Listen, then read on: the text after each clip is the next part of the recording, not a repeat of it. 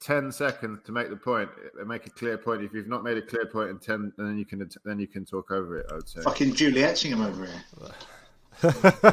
Yeah. And maybe we should. If they're trying to make a decent point, then it's fine. Sorry, Joel, you've had 10 seconds. Let's move on to Amir now.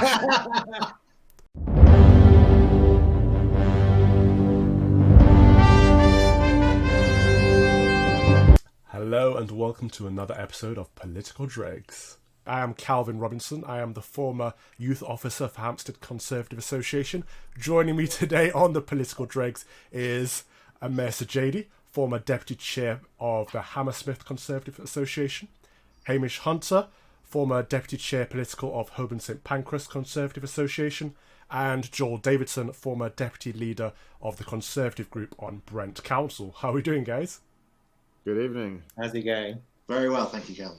Again, lots of formers, hence the name Political Dregs. The whole idea of this podcast is we are politicos who are always out and about campaigning for our parties, not always the same party, as you'll discover. But we want to give you our insights on what we see as we're out and about for the general election. So today, I think it's important that we do start by recognising the atrocious incident that took place in London this week, and just to say that our prayers are with the victims, and we'd like to thank the servicemen who attended the scene. And it was a horrible thing. You know, we did want to acknowledge it, but we don't want to politicise it. So I think it's fair enough that we all say that and then move straight on to the next topic of conversation, which is around the politicisation of the incident and how it's been played out in the media and how politicians are addressing the issue of crime in London and in the capital and in the nation. I can see Joel nodding profusely there. Would you like to start this one off, mate? Yeah, I mean, look, this is a very dangerous wicket that Boris is on here. He is acknowledging that there's a very complicated legal argument. Our legal expert can go on about the nuances of it and can inform the readers. But what I understand is that, and I don't see much capital in trying to say who was to blame for the sentencing policy at the time. The reality is that this man was released under a Conservative government without the parole board even checking whether he was fit to be released. It seems an absolutely catastrophic error, and I totally applaud Boris's efforts to get on top of this, and I totally support him over Corbyn, of course, as being preferable to do that. But there are so many questions to be asked about what on earth has happened here. Why on earth are there 74 terrorists who've been released from prison, and specifically with this appalling man? Why on earth was he released without the parole board even checking? I mean, this is really, really serious questions to answer. It's horrendous, and I think the reason that Boris Johnson has come out and spoken about is because what you just said, like, why are these people getting released under a Conservative government? And he's like saying, whoa, hold on a minute, it's not because of us.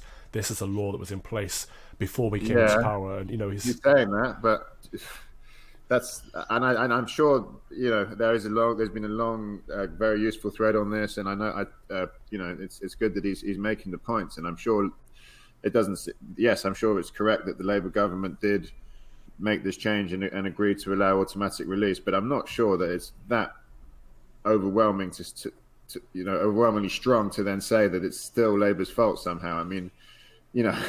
Well, I think the counter argument would be, look, the Conservatives have been in power for 10 years, so although Labour did put this ridiculous law in place, why is it not being revoked by now? Especially who has got the grip of national security? These are dangerous terrorists. Yeah. So that putting surveillance on them should trump any other concerns or any other previous legislation.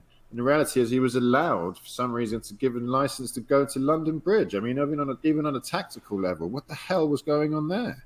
Well, what I thought was we've talked about the different blame games that's going on. I find the whole thing, in that respect, really quite unseemly to have Priti Patel tweeting out, actually, this is your fault, and then others chipping in and saying, no, it's your fault, when we are a day or two after these tragic events. What I thought when I saw this unfolding was that it was a remarkable sort of echo of what happened during the last general election campaign. But I was astounded, absolutely astounded, to find out not only was he previously known to the security authorities, he had been in prison for being a terrorist and had been let out. And then, in the most sort of bizarre kind of, twist of all, he was at a bloody conference talking about how great he was as a sort of rehabilitated prisoner, holding hands, doing kumbaya, talking about diversity and understanding. The guy should be in prison, and it is disgraceful that we have in our society have let this situation happen. And I don't know if it's a political party thing in terms of Labour or Conservatives, but frankly, and I do think we should all just sit around and think, well, why have we got to a situation where a convicted terrorist known to the security services is allowed to walk around London and go to a bloody conference about being a terrorist, essentially? It's beyond belief. It really is. And as I said, that's why I'm not sure that the Boris explanation is going to be particularly helpful to him politically. I mean, I think yes, in terms of in relative terms against the disaster of Corbyn, but even I will say one thing very, very rarely, to be fair to Corbyn, I will hardly ever say this. I thought he was actually not that bad this morning with Andrew Marr, and they actually did give thanks to the police, and he did fairly unequivocally for him say that he thought that the police did the right thing in shooting the terrorists. So I don't think so. I'm not sure that that was quite shocking, wasn't it? Does he mean it? I don't think he means it. For him to do that, yeah. He doesn't mean it. Corbyn doesn't mean it. He knows he had to say it, doesn't he? He had to say it because he's trying to say it. I think that was the most pro-police, if you like, or pro-order, law and order thing that I've ever seen him say, Corbyn. I thought that was quite significant. There's been a real life terrorist incident, and for once he hasn't equivocated and said, "Oh, let's look at both sides." Or no, that's because fair. For once he's trying to win an election. For once, he realizes that it's going to be, but that's quite significant for the election. Yeah, yeah, it is significant, but I mean, it's still concerning that that this has happened. Like. At any time, we can't trust our government. We can't trust our politicians to keep us safe. Like, isn't this a concern? Well, I mean, yeah, because that happened with Theresa May, and of course there were 2 terrorist attacks then, and that sort of chipped away at the sense that, if you like, the Conservatives were the law and order party. Lots of other reasons as well that have chipped away at that. The fact that the police numbers were cut in the first place left an open goal for there's a massive open goal for Labour, and therefore a massive own goal for the Conservatives to no longer be the party of law and order. I think all our parties have a role to play. The law was changed by Labour. He was released under a coalition government. Yeah, and the guy has not been put under adequate surveillance by the government. So the current government's been in effect for nearly 10 years. I mean, I agree. It's whoever these MI5 officers or whoever they are. But for me, it raises the larger question, which is, what is the point of our law and order system? Is it to rehabilitate, or is it to sanction and punish offenders? And I tend to, obviously, I'm more small c conservative. I tend to fall on the argument that we should be sanctioning and punishing and locking criminals away, and especially terrorists should be locked away and the key should be thrown away. Yeah. So then, you should be wanting to see a little bit more action, shouldn't you? Well, indeed, but this is the point. Is that what our system is set up to do? You've now got a Home Secretary who is very much on your wavelength. So, but then why are we letting people out halfway through their sentences? What is the point of that? I don't understand. I agree with you. But the reality is, these sentences are an absolute joke. The fact that we are on a regular basis, the fact that we're regularly releasing terrorists are halfway through their sentences without even reviewing it is an absolute joke. And of course, there are some people in this country that not only support a system of criminal justice where people get released far too early, but that also support a situation where you have former British citizens who've gone off to fight for terrorist groups in places like Syria.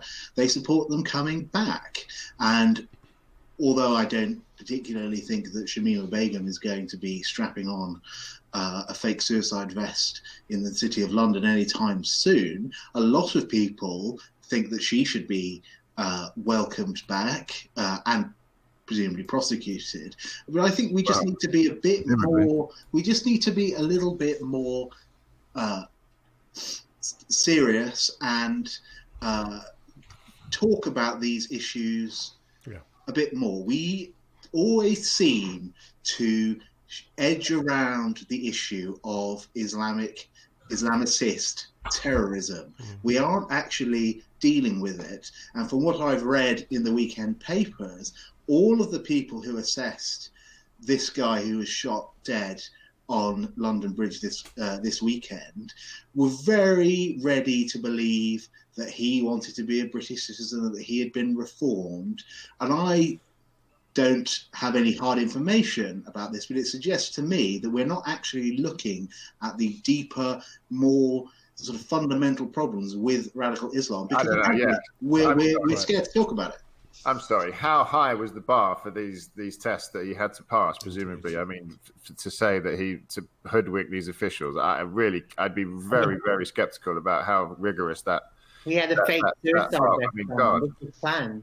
No? Yeah, of course it was. Of course it was. But he managed to persuade everyone that he was reformed. And I think we have a slight tendency to skirt around the issue because there is a fear that people will say we are being racist and Islamophobic and all of these things. But fundamentally, there is a problem with radical Islam in the United Kingdom, in the Middle East. These people want to kill us, not all Muslims, of course, but these radical ISIS people, and there are plenty of people in deprived areas of this country who get infected with that sort of ideology. And we're not dealing with it. We're sort of locking them up, and we're talking about how, we love being such a diverse and wonderful, inclusive country and how that's all great. And that may be all great, but we're not dealing with this problem because we have got people going onto the streets of this country knifing people with suicide or fake suicide vests, and we know that they are terrorists. That is the nutty thing. That is the fucked up thing about this. That is fucked up, because I remember this happened in France a few years ago. There was a guy, I think it's happened on a fairly regular basis. Some guy in France, shot I think it was a Jewish center or something, and he was a known terrorist. And I remember thinking then, look at the inefficient French, and that wouldn't happen here, but it is happening here, and it's a national disgrace. I mean, we really have to have a huge look at this, and it shouldn't be allowed to be swept under the carpet because of this Brexit election. And I find it quite interesting that Brexit has, of course, will dominate this general election in terms of how people vote, even more so, and I think attitudes have hardened since we last mentioned that. But it has muted, even though it's supposedly the biggest foreign policy decision of all, and it's about restoring this country's national sovereignty and security. It's muted all sense of that, because we don't seem to be able to talk about our national security and sovereignty at all, and what our abilities really are, because Brexit remains unresolved. So that's very frustrating as well, I think, and I hope is the reason for the complete lack of foreign policy in the Conservative manifesto anyway. I remember reading about the likes of Lord Palmerston, wonderful figures like that who, promoted British interest, defended British interests across the world, and also at the same time created sort of free trading areas in certain parts of the world that created economic rights and then personal rights, as I said, in those areas, and did wonderful things for the economy and for the area and for civilization, really. So I think it's.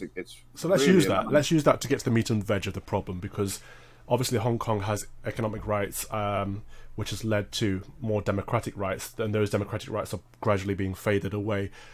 What is the core problem there, and how do we as a country help? Well, by being a lot more robust. I mean, look, we should be the key player here. We were literally administering Hong Kong until 1997, and we have a legal right, to still be jointly for China to commit to jointly jointly overseen by the UK as well, supposedly for another 50 years from 1984, from 1997, possibly. Sorry. To administer, the current situation in terms of China, Hong Kong remaining a free trade area, liberal democracy essentially area, and China are blatantly, flagrantly dismantling that one nation, two state, two systems, one nation. Sorry, that's the phrase. China is systematically undermining the two systems, one nation policy, and we are literally sitting on our hands. The US, at least, say what you like about Trump and the way that he has handled international affairs. Their Congress, bitterly divided as it is, actually, has managed to come up with a virtually unanimous resolution condemning Chinese human rights abuses and linking China's World Trade Organization most favored nation status to an annual report to Congress on China's human rights abuses. I mean, we are so far away from that level of scrutiny. It's really quite embarrassing. But I don't think that the British government, much as I would like to see them flex some muscle over Hong Kong, I really don't think they can, because it is wrapped up in our colonial legacy. Essentially, we are told to leave certain places, whether that be Hong Kong, India, Pakistan, or others. And it's very difficult for us to then continue to have an interest and play a role. And I think we would get a lot of condemnation, especially in the post-Brexit era, for trying to flex some imperial muscle. And that's not even counting the fact that it's China on the other side, who basically, we owe a lot of economic, real and sort of imagined debt to, and we cannot afford to roll tanks into Shanghai. And that's the problem. China are using that. They know that they have these economic muscles. They're using it all around the world. Like you're giving up on, that for me. That's just there were still ways that we could be making a moral case for the rights of those people there. Who I fear for, frankly. I fear for them too, but what are we going to do? Go over to Beijing and say, you're not being very nice. Please, by the way, can you build this nuclear power station? Or we could be more hardline, in which case they will cut us off entirely. Unfortunately, as much as I would like to be able to have the British flag be the symbol of liberal democracy and free trade over the world, we have rolled back that influence, and I just don't see how it's possible. And also, I don't see how it would be possible domestically, because I know you're not saying we need to send in the troops, but frankly, I don't get any appetite from the British people that they really think that we should be involving ourselves in sort of far-flung places. I think we have a moral responsibility to do something, and I think the more we let China use these economic muscles to silence and suppress people all around the world. I mean, obviously, I'm a video gamer. There was a massive Blizzard had a massive tournament for a game called Hearthstone recently. The winner of he won about $10,000 or something. The winner said something about pro-democracy in the video. The video got shut down. The live stream got shut down. He lost his money. They cut him off from his money, and they banned him from the game for a year, all because China are putting this weight down on people to silence people. That's why we have to stand up. Yeah, I find that really alarming to say that we should, just because we don't have the military power to invade, and retake Hong Kong back. I mean, that we shouldn't do anything. I think that the problem is needs to be unpicked from the fact that we are reliant on these nuclear deals. I mean, why are we reliant on these nuclear deals? I mean, I think there's a lot more that we could be thinking about in terms of making our relationship with China more beneficial to this country's real interests, and I'm not quite seeing that at the moment, and I do find it quite alarming. I think the government is coming up with somewhat mixed messages, and I'm not seeing a clear policy here, which I would expect from a Conservative government. So on that note of the mixed messages, on the one hand, we know that we can't trust what China are doing democratically or authoritarianly, if that's a word. Two of the Five Eyes have warned against using Chinese technology. America is strongly advising us against using Huawei for our 5G infrastructure, but we're still considering these kind of things because it always comes down to money. We have to put integrity first at some point. Yeah, I agree. And again, I mean, Hamish, look, yes, we're not, we don't have 2/3 of the map of the world map pink anymore. But I mean, Australia is a member of Five Eyes. They're a much smaller economy and population than us, and they have their own national security, and they are prepared to stand up for their national interest in a way that we don't seem to be able to. I'm at least saying, can we at least get to that level of